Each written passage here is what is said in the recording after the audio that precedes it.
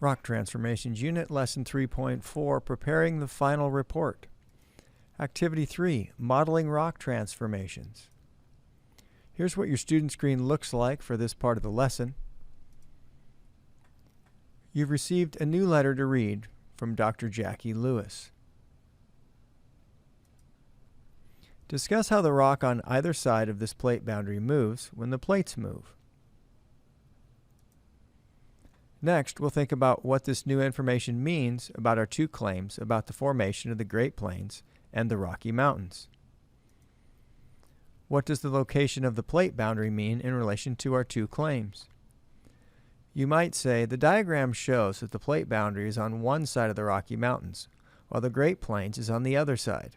The Great Plains is not at the plate boundary, therefore it could not get subducted to form the magma for the Rocky Mountains.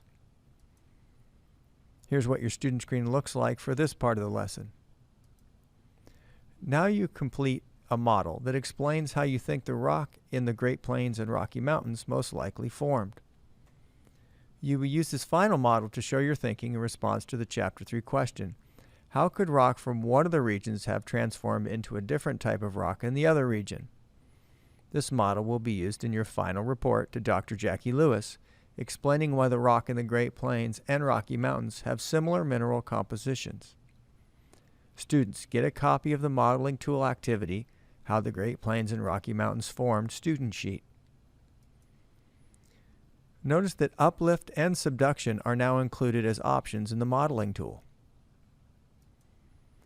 Remember, to complete a transformation region, you'll fill in the starting rock material, the process, and the ending rock material. You'll circle the name of the region you think formed first, either the Rocky Mountains or the Great Plains. Then you'll add a transformation region between the two existing ones to show how the first rock formation transformed into the other rock formation.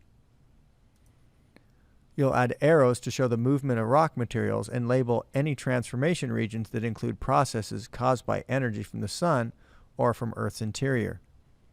Make sure all transformation regions are complete. Complete the model to show your ideas about how the Great Plains and Rocky Mountains formed. End of activity. Be sure to complete all your student work in Amplify for this activity before moving on.